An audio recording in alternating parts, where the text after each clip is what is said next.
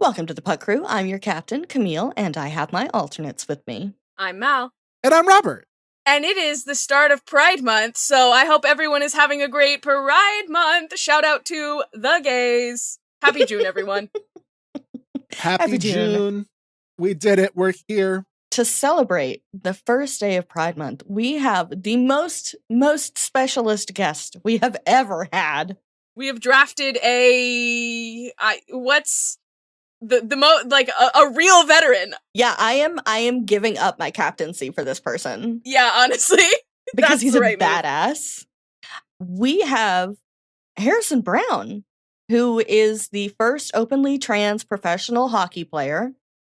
Also, we can now confirm Connors on Crave Canada's smash hit Heated Rivalry. We had a really fun conversation with him. We talked about some really cool things. He is a professional hockey player, retired, author, actor, writer, director. He has a book that he wrote with his sister Rachel called Let Us Play.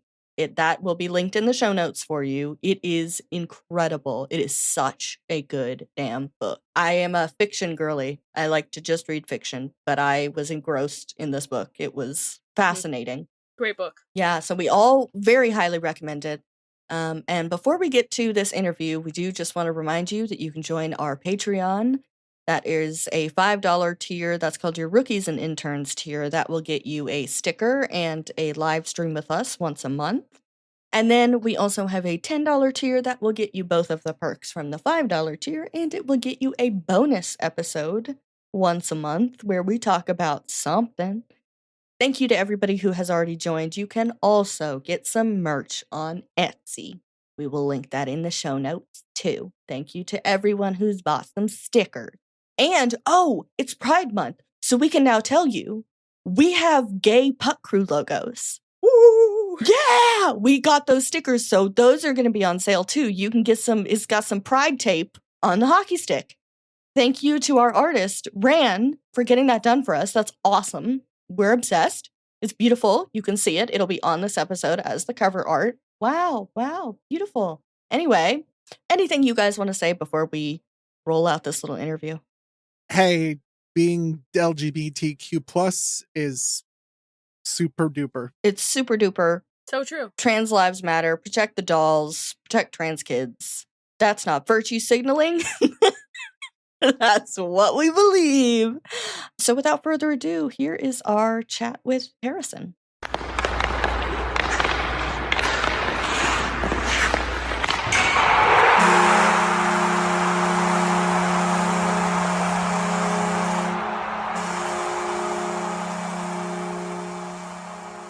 Once again, thank you so much for being here, Harrison Browne.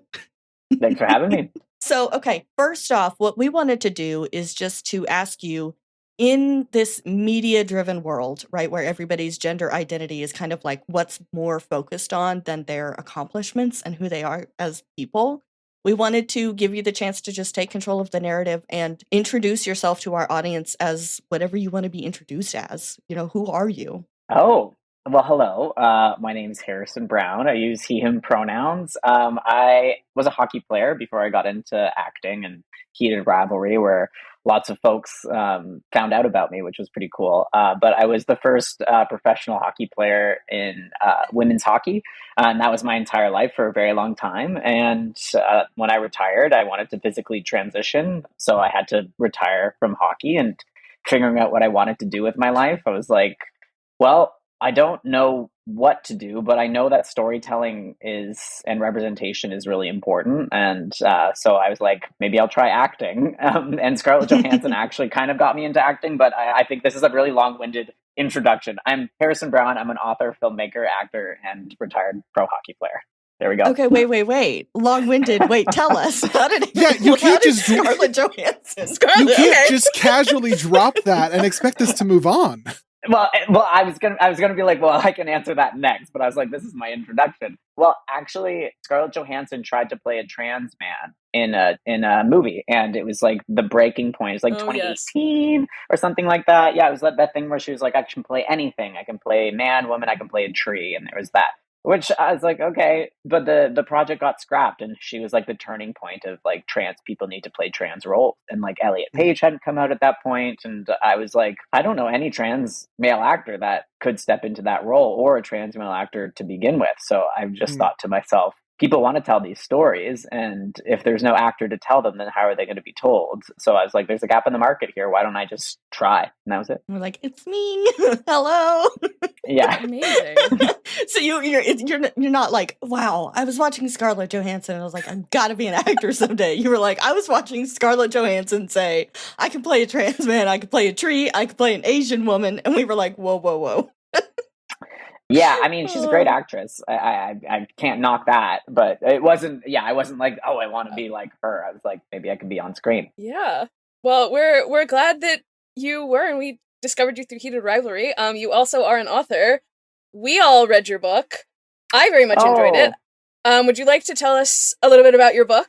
Yeah. Oh, well, thank you so much for reading it, and thank you. Yeah. Oh, it was great. It means It was a lot. a pleasure. It's amazing. Yeah. Oh, that means so much. Yeah, it's called Let Us Play, Winning the Battle for Gender Diverse Athletes. And I won it. I wrote it with my sister, Rachel Browne, who's an investigative journalist. Someone had reached out to me when I was playing in the NWHL to write a memoir-based book, but I was just a hockey player. Like, I was like, I don't think I can write 70,000 words. Like, that just felt like too much of a burden that I was like, no. But my sister's a journalist, and I told her about this. She was like, don't decline this. This is a really good opportunity to spread more awareness for trans inclusion in sports. And she was a big help to me when all my stories came out in the media in 2016. I could really lean on her on how to navigate the media. And she was a big ally for me as a trans individual and advocating for me within my family. And yeah, she was like, I'll help you write this book. And then it turned into a larger scale project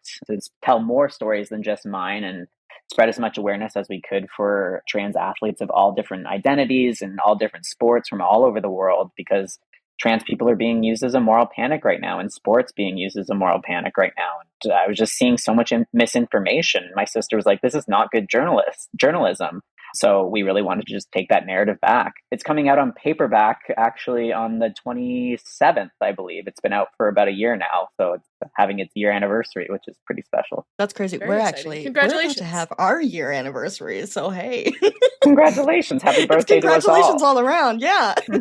Your anniversary the book is incredible. Yeah, I read it, and I just like, I mean, just the collection of different stories is really crazy, just to see how many people, and it really does affect everyone, because when you go on these, moral panics and witch hunt, it's like, well, if she drowns, then she's not a witch, and she's also drowned, So yeah. It's like, great, awesome, cool, okay. Yeah, it's like, don't we learn from this pattern here? Yeah. Never. No, never. No. Because, we have to like restrict what we learn in history classes, so. We gotta make a couple steps backward for every step forward. Yeah. Yep. So, how did you get into hockey? Is it just being Canadian? Probably, yeah. Like I started out, like, I think like every Canadian's born with skates on. That's true. Like, if anyone says it's not, then they're liars. Probably painful for like birth. Yeah, well, hockey Canadians were tough. But yeah, I started out as a soccer player. But one of my best friends growing up, like her dad was an NHLer, her brother was in the NHL, and I just wanted to do everything that she was doing. So then when she started playing hockey, I was like, well, I'm going to play hockey too. And then I kind of fell more in love with it than she did, I think, and I was the one that stuck with it. But I think it was influenced by growing up around lots of hockey people. Yeah. See, I grew up in, like, I'm from Tennessee, Mal's from Texas. And so, like, I went to visit the both of them recently in March, and I was like, we're gonna go ice skating in Brooklyn. I've never put skates on before, and I barely moved. I clung to the wall the whole time. Meanwhile, Mal, like, hits the ice and just goes, and I was like, what the fuck is going on here? And she was like, oh, I took an ice skating course in college at Texas. Yeah, that was my A&M. PE credit in college. What? Oh, that's very cool. Casually. Yeah, I wish that was an option for me. That would have been fun. Like, I know. What are you going to say? What I was going to say is that, A, I guess I don't live anywhere because you mentioned where Mal lives and then you mentioned where you live. So fuck me, I guess. The other thing I was going to mention was that I'm perfectly in the middle between your skill level and Mal's skill level where I don't fall over, but I can't really skate. You were like, do this with your feet. And then, like, you were not doing what you were telling me to do. And I was like, no. Do as I say, not as I do. I suppose the question is, can you teach Camille to be better at skating? Yes, but it takes a lot. Like, I mean, skating is just so insane. Like, to like go backwards, learn your edges, crossovers, all this stuff. Like, hockey is such an insane sport, and like knowing that like the Heated Rivalry actors like only had like even if they had a year to try to get into like NHL caliber, like it's not. They had like a month, something right? that you can just pick up. Yeah, like I think like even like a couple weeks. So yeah, it was pretty impressive to see what they could do. But yeah, I definitely could have some tips and tricks. Great. Have you seen people online talking about Connor Story's Disney knees? Yes. When he stands on the ice. Yeah, I don't know what it is about hockey. Like it's you can tell even just someone doesn't have to move. You can tell just by the way someone stands if they can skate or not. It's a very unforgiving thing to have on screen for sure. In a completely separate line of question, so like there's been a huge resurgence recently of women's hockey in the mainstream. Mm-hmm. I say as a proud Sirens fan. Well, proud. I say as a Sirens fan. We're mostly proud. We've gotten very into the Sirens this past year, Robert and I. Nice. And how openly queer they are as opposed to the NHL. What are some things that professional hockey leagues could do to be more queer inclusive, particularly for trans people? Yeah, well, I think what's happening with women's hockey is really amazing. You're just seeing that steady growth, and I think Heated Rivalries definitely helped. And also male hockey players also letting new hockey fans from Heated Rivalry down.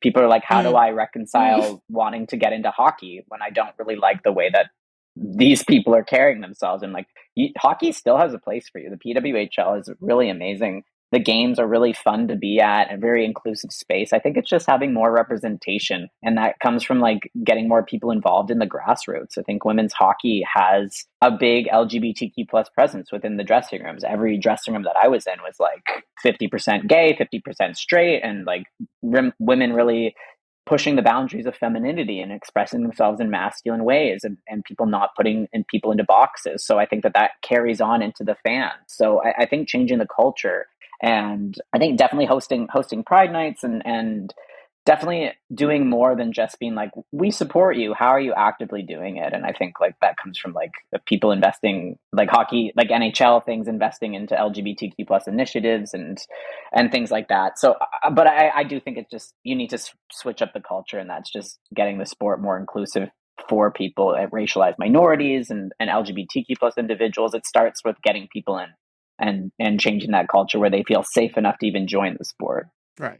Part of me wants to be like, you got to make the people, the phobes, feel unsafe. like cracking my knuckles, you know? Well, there's a few teams like NHL teams and stuff that have some good social media presence that really does shut things down in ways. And it's like, as fans, you really do see how teams react to anti whatever comments in social media. I think that's a nice way to start and rectify some things as well. So I think like, yeah, we need the social media teams being those keyboard warriors for us. Right. Yeah. I went to the Preds, the Nashville Preds gave me tickets to their Pride night, and It was awesome. But 2 rows in front of us, there was a man who was texting somebody, and he was using all sorts of really horrific language and saying the most awful things. And it was just like, why are you fucking here? Tonight of all nights, why did you come? And they ended up, he was reported by the people that were right behind him, and they took him out. Oh, that's great. No. That's great. This is Tennessee. They took him out. No, let's go. Took me out. They took him out back, and they, old yeller. But I think, you can say as much as you want. You can have as many Pride nights as you want, but you've got to have that action. Yeah. You got to do stuff. So for sure. So in kind of the opening chapter of your book, you mention the big difference between like the media and their reaction to your coming out and then your college team, and you also talk about the receptionist who didn't even bat an eye when you were making your appointment for gender-affirming care. So what is kind of the ideal reaction when someone comes out as trans, in your opinion? No reaction. Like, yep. Oh, okay. He, him, great. Harrison, yeah, move on. Like that's it's the ideal. What else do you need? I imagine that is what is preferred for the most part. I imagine there are some people out there who are like, I want to make a big deal of it and like throw a party and like, hey, I'm living authentically as myself. Let's celebrate. But I think for the most part, people are just like, hi, here are my pronouns. Can we just please go back to playing Mahjong? Well, that's the person. That's the person. You asked reaction. Yeah. I'm like, this is my reaction. If the person wants, if hey, I've had tea parties. I've celebrated myself quite often. But tea parties. Yes, I've never anniversaries. I'm sorry, I've never heard of that. Oh my god. Yeah, anniversaries, all the things. Yeah, it's like celebrate yourself. But when it comes to like reactions, just like you're just a person. You're just a person, and that's how you should be treated. In a similar vein, I was vetting a lot of these questions to my fiance to be like, hey, not that all trans men have the same experience, but like, I just want to make sure I'm not asking a question as an asshole, like by accident. And we had a lovely conversation about it, in which one of the things he said was like, the least interesting thing about me is that I'm trans. I'm just a person who's just trying to live my life. Yeah. And so I wonder if like that's sort of the ideology that should go into like a reaction of like, it's just a fact. It's just the same fact as you have brown hair, you have a mustache, you are X feet tall, you know, that there shouldn't be any extra like, oh my gosh, what, you're trans? Thank you for telling me, or anything like that. Yeah, as soon as that starts to happen, and then maybe someone's follow-up is, can I ask you a personal question? It's like, oh my god, no. Like, I don't know you like that. Yeah, no. I think rule of thumb, if you wouldn't ask a cisgender person the question, don't ask a trans person the question. Good rule. Mm-hmm. Yeah. So when thinking about like feminism, I'm thinking about feminism has to cover trans people, right? Because if it doesn't, you can't call it feminism. And feminism benefits everybody, you know, because it lays to rest all these misogynistic ideas like boys can't cry and all of these different toxic stereotypes that we have in the world.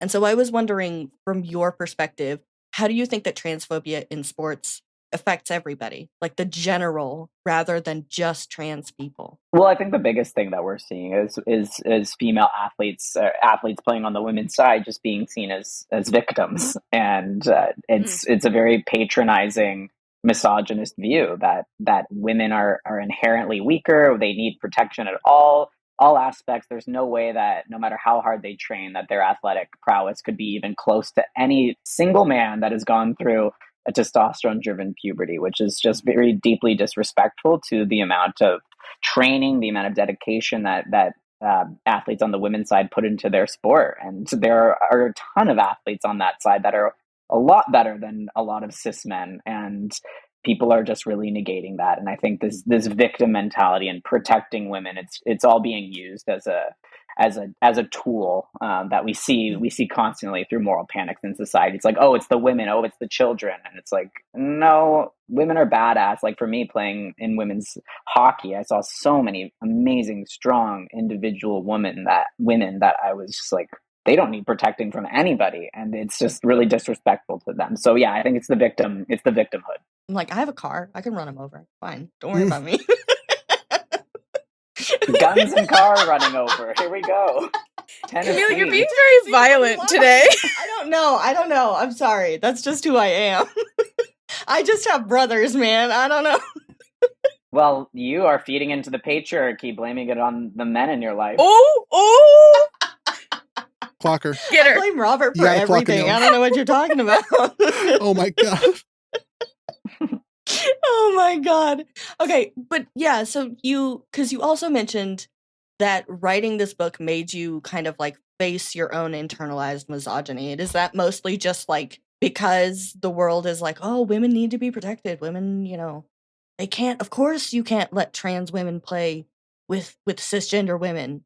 They'll beat them. And it's like, what? Like, Yeah, I mean, I think for me, it was really understanding hormones. Like for me, I was like, Mm, oh, anti-doping, anti-doping. Like I played against Jessica Platt, a trans woman, before I started writing the book. So I wasn't like trans women shouldn't be allowed, but I really didn't mhm. understand hormones. And I was like, anything that, like for me, I was like, when I start testosterone, it's a huge advantage. I should not be playing. And it's like, no, actually, it didn't really do much. Like other, like for my hockey training, like I didn't suddenly just become a way better athlete. I suddenly wasn't just like going to blow the doors off like Hillary Knight and all these people.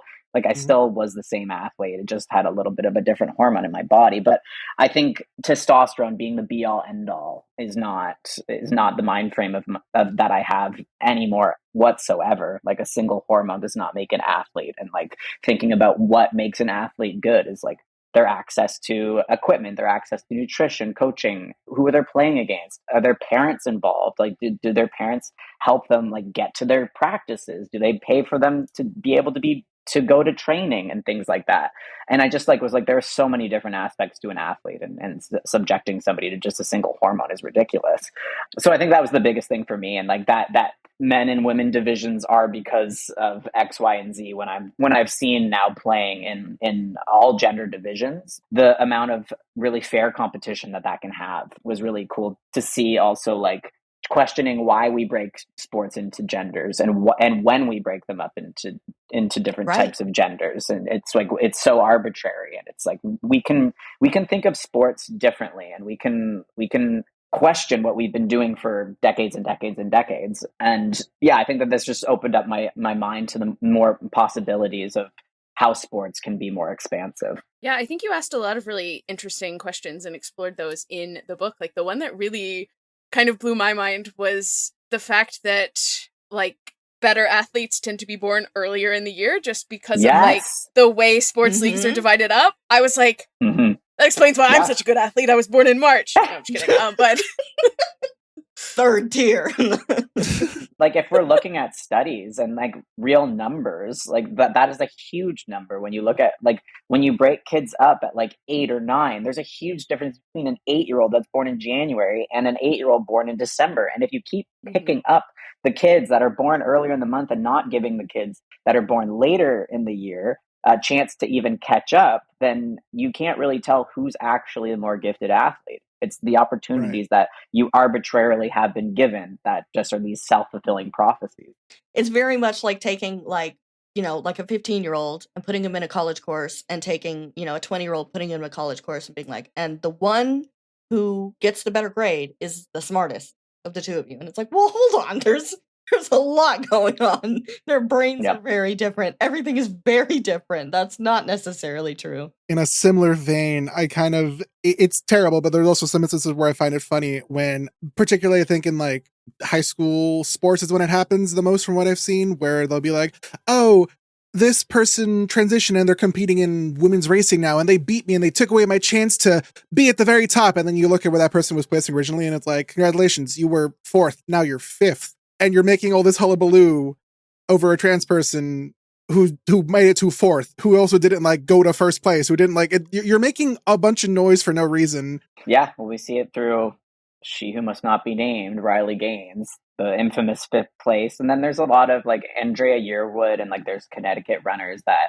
there was like a lawsuit like a few years ago, and the judge was like, these people have not been denied their opportunity to play sports. Like the trans women that were the subject of this didn't have any college scholarship offers or anything like that. And every single one of the cisgender girls that were against these Connecticut runners had scholarship opportunities and went to school for their sports. They weren't denied that because they competed against a trans woman. And it's pretty sad. It's pretty sad to see this rhetoric really spin against kids. Kids. Yeah. Kids. And just people who want to represent their countries or do what they love. And it's like, bro. Or just play with their friends. For the team. Yeah. You can still just cheer for your team. It's always been such a weird thing for me for people to make a huge deal about hormones and how that proportionally like affects men and women, because like I grew up playing with the neighborhood kids and it didn't matter what your gender was. It just mattered, can you play baseball? Sure. Can you play? Well, we'll put you in the corner well, not in the corner. We'll put you like in a spot that you can do well at, and we'll like coordinate everything together. And then at some point, I guess it's puberty, which is like everyone's trying to like say is like the big divide. Is like around puberty is when they're like, oh, now men have to only do men's sports, women have to do only women's sports, and the two can never mix. Is like this very, what's the word I'm looking for? Antiquated. Yes, antiquated, like traditional way that doesn't really work in today's society anymore. Harrison Browne, also a mind reader. I'll add that. Author, actor, mind reader, hockey player. Yeah, don't forget cat dad. Oh, yes. Okay, I was going to ask later, but I do want to ask about the cat. Please tell us about your cat. Okay. Oh my god! Oh, we even get to see cat. Yes. You got what? Oh my goodness! Oh my god! Hi! Oh hi! He says hello. He's like, Hello, this is enough. baby. He was sleeping, but yeah, that's Michael. I have another one. I have another one, Donnie. Yeah, he's up there. But yeah, Where did they get Which their one names? was walking on a harness on your Instagram story? Because I did love Donnie. Yeah, that was Donnie. Michael used to, but he got spooked by a dog, and like I think he just doesn't like it anymore. But I got them. I want 4, but Michelangelo, Donatello. So Mike and Donnie. Right. Yeah, they're my boys. Right before I came over here to record, I had to disturb. I have a 27-pound cat, and he was asleep on my legs. Yes. And I had to disturb him so that I could get up and come over here. But okay, so how old are they? When did you get them? I'm obsessed with cats. I foster kittens. They do all the things. Yeah, they're like 3 or 4 now. Yeah, I got Michael first, and then I was like, oh, he needs a buddy. Then I got Donnie like six months later. So they're 6 months apart. They like each other. They're not like in love, but they get along. Sometimes scrap like the brothers do. But yeah, I was gonna say they're brothers. They're not gay, no, which is typically the question. Well, okay. They're not from the same litter or the same parentage, so they could be gay. Who knows? Who's to say? And we'll accept them no matter what. The real question to ask is if you have them named off of Ninja Turtles, I presume. Do you put like little costumes on them or like little colors for like Halloween to like denominate them? No, the only thing that I have is like a sushi collar when they go out, but that's it. No costumes. Oh. I have Princess Amelia Mignonette Thermopolis Rinaldi, Princess of Genovia, and Lord Nicholas Devereaux. So yeah, which is ironic. They are siblings, and unfortunately, I named them after lovers, which is my bad. But the names matched, and it was cute. It's fine. Nice. Very sweet. All right, so would you tell us a little bit more about like how you ended up involved with Heated Rivalry, like the audition process, all that? Yeah, I wasn't in the position, I'm still not in the position where I get like a lot of offers, so it wasn't like I just got offered it. I auditioned for Hayden's character. That was the self-tape that came down the pipeline, but it obviously didn't end up getting that one. But Jacob, I guess, reached out to my team and was like, we have this other character named Connors. I think it might have been a different name. I think they had trouble figuring out what name was okay. And then, I was like, absolutely, I would love to be part of this. But it was the first, I read it came in an email and the breakdown, and I didn't know much about the novel before. And then I just read more about it, and I was like, oh, this would be a dream. And then, I got to be part of it. So it was just straight up audition, which was a self-tape. Okay, that's so cool. Which leads into another question that Mal had. Yes, which is, are you aware of the first name that people on the internet have given to your character? No. Because I see people all the time calling him Connors. Which I just think is so funny. Yeah, I mean, that'd be great. Connors. Okay, I'll do that. Yeah, there's just so many Connors. So much Connor in this world. No, seriously. Jesus Christ, you know this guy, Connors? Connors. Philip Phillips. Yeah. Like oh my god. That's cool. There's a video game called Dispatch, and the main character of that video game is called Robert Robinson III. So it's just, and like it's a whole like superhero game. So like his father was Robert Robinson, his grandfather was Robert Robinson, and they all passed down the lineage of the same superhero name, and it's really funny. Maybe I'm Connors the Fifth. Oh, Could coin that's that in here. We're adding to the There we Heated go. Rivalry Come lore. from a long line of Connors. Mm. I know, I Connor can't Connors. believe we're adding to the Heated Rivalry lore here. So there is no, like, canonical, as far as you know, first name, though. They just said Connors. Nope, just Connors. Amazing. Mysterious. Yeah. Did you get to do any skating or playing for the show? Or was it just the couple scenes off the ice? I wasn't on the ice, no. Ugh, It would have you been were fun. like, God damn it, that's the one. Yeah. You're like, I was really prepared for that. I trained my whole life for this moment to be Connors on the ice. Yeah. I knew someday. I was 3 years old, and I knew.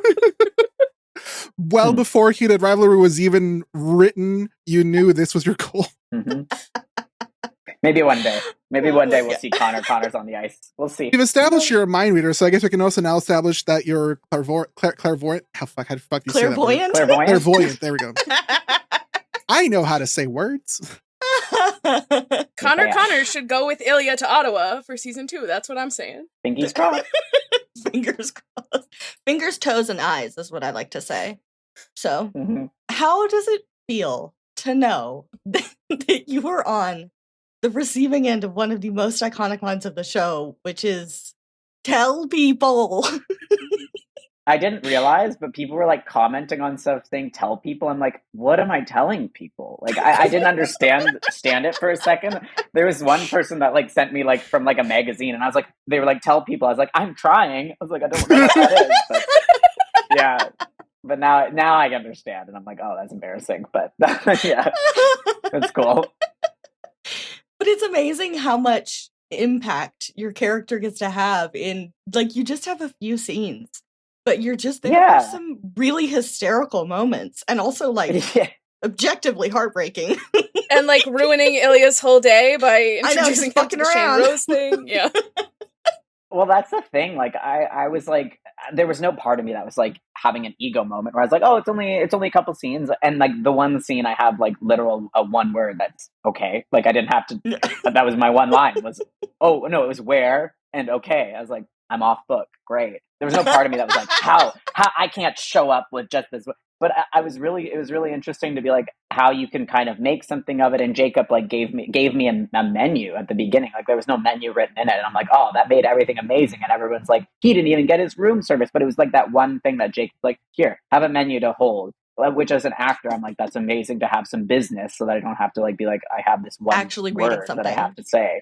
Yeah, so it was really lovely. But to see like, see the way that the fans like memed it and like justice for Connor's room service, and yeah, it was just really, it was really fun to see. I haven't been memeified before, I don't think.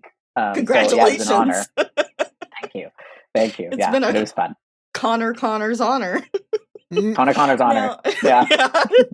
So, do you remember anything about the menu? Like on the menu, what would you have ordered? I was looking at. I think there was short rib, or there was something with like red wine jus that I was like, oh, I think that would be really nice if I had that. But it was definitely a prop menu. But it was like I was like, this is a nice menu.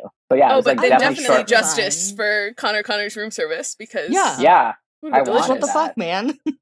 Yeah, it would have been really lovely. I bet it would have been good, yeah. Damn. I also just think it's very comedic that like they're like, yes, these NHL millionaires, they will share rooms. Is that like, does that even happen? I did ask one person that I was like, did they? And she was like, it's actually fairly recent that they started actually not sharing rooms. So it's just, I guess it could be historically accurate for the time period. It's a period piece. It's a period piece. Yeah, but lots of people were like roommates. Like when I was playing college, we'd have 3 people to a room. So I was like, this is luxe to have my own bed like this. Amazing. Oh my God. Okay. For a last silly question, just because I grew up watching a lot of LGBT content creators in my youth in like the 2010s, you mentioned in your section of the book in the beginning of watching a lot of trans YouTubers in the early 2010s. I just need to know, who are some of your favorite LGBTQ plus content creators like that you used to watch, that you currently watch? I think like Aiden Dowling was like the OG YouTube creator, and it was like the first trans man that I saw with like a beard with and really documented his top surgery journey in such a way, and like showed like, and it was, I could see like the like 1 day post-op to like 5 years post-op, so I could really see like the progression, which I think really helped prepare me for like recovery and like expectations and things like that. So I would say like he did such an amazing job of creating awareness at a time when there was very little. So I really applaud him for putting his life on display like that. I know he helped, it probably saved my life, and he probably saved a lot of other people's lives. But I would say like more recently, like I think Skylar Baylor does an amazing job of advocating for trans athletes, and I think Chella Mann is doing some really great work as well. But yeah, I would say like the early days, like Ada Dowling was like the guy. Well, I have to say, Harrison, you've saved lives. I don't know if anyone's told you that, but I know that for a fact, is that there are people out there that, like you said, first out trans professional hockey player. That's nothing to sniff at. That takes the most incredible amount of bravery, and I cannot imagine. And I just know that there are people out there that credit you for helping them make it through another day. And thank you. You taking the time to talk to us is crazy. We're so excited to have you here and to get to talk to you. And I just, if is there anything you want to tell our listeners? Anything you'd like to tell the people? Anything you want to share? Tell people Exactly. Anything that's close to you or that you just want to share, even if it's just, hey, watch this TV show that I like. Whatever you want to share with our audience. I don't know. I think we've covered quite a bit of some amazing topics, and yeah, thank you so much for having me and those kind words. That really means a lot. I would say educate yourself on trans athletes, advocate for us. It's really tiring to constantly have to advocate for ourselves. So allies, we need you right now. Like it's never been more important to show your trans siblings and non-binary siblings love. It feels really weird to plug anything of myself after that, but I don't really have anything to plug. Yeah, my book, the paperback is coming out if you're so inclined to educate yourself with my book. And yeah, what movie do I? What's something you've been into lately? Have you watched anything good? Read anything good other than your own book and your own show? I've been, yeah. Well, I mean, Heated Rivalry was great. What have I been into? And your movie, good God. Oh yeah. My movie Pink Light. We've got a development grant to write the feature version, so we're in the process of getting that off the ground. We're like draft 15, which is congratulations.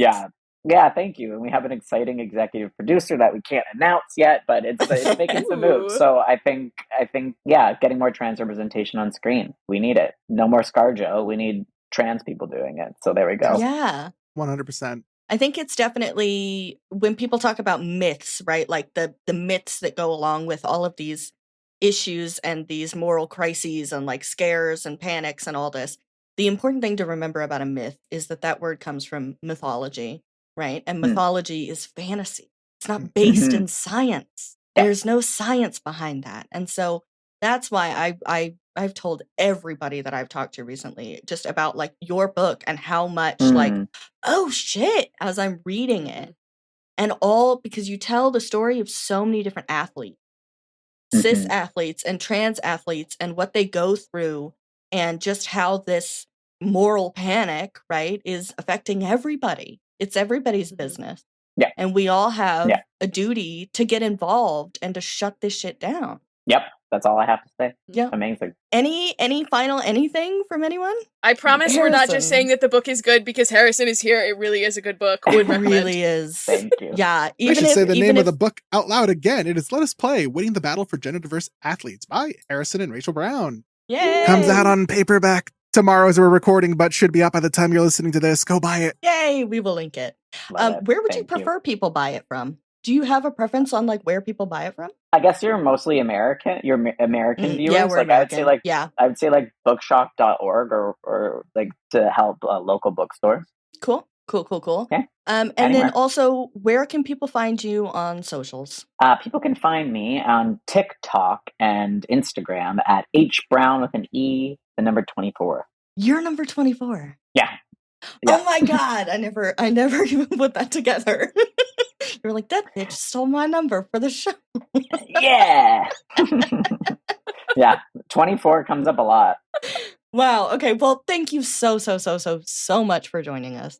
We My really pleasure. appreciate it. Thank you. Yeah. No, thanks for having me. We may beg you to come back and talk to us about season 2. Even if you're not in it, you should just come and chill with us. Yeah. Well, we'll see. So long, fellow losers. The Pit Crew podcast is created and produced by us, Robert, Mal, and Camille. This episode was edited by Robert. You can find us on Threads, Instagram, and YouTube at Pit Crew Podcast. If you feel so inclined, please consider supporting us by subscribing to our Patreon at patreon.com/pitcrewpodcast. You can also find our merch at Pit Crew Shop on Etsy. Our art is by Rand Pacoca. He can be found on Instagram at Rand Pacoca. All patient questions and concern can be emailed to pitcrewpodcast@gmail.com. This isn't a Taco Bell, but we do appreciate a 5-star rating and review wherever you get your podcasts. Be sure to schedule a follow-up appointment with a nurse before you go. See you next time.